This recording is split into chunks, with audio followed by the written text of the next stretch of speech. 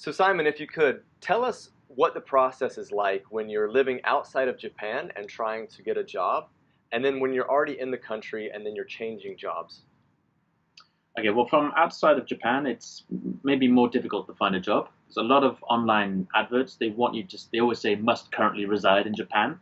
That can be a problem. They don't want to sponsor your visa or it's too much trouble for them.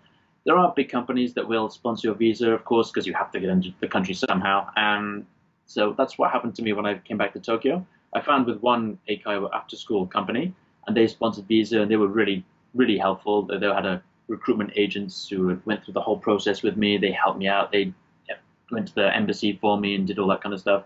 And then when you get into the country, it is easier to find other jobs because you don't have to do the visa problems again, and you're already in the country, and they can just it's less paperwork for other companies.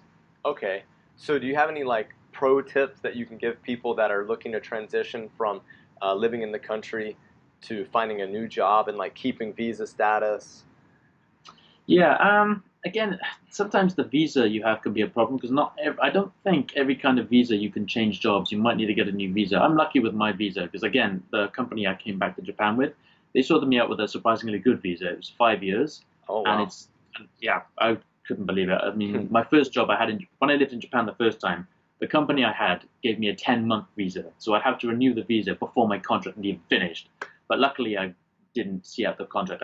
I left before then anyway. But yeah, it's it can be easy to change jobs on that visa, but some visas make it more difficult. Especially if, for example, some of you might know the JET program. I think if you want to change your job on the JET as a JET teacher, your visa is expired. It's become null and void, and you have to sort out a new visa to change jobs.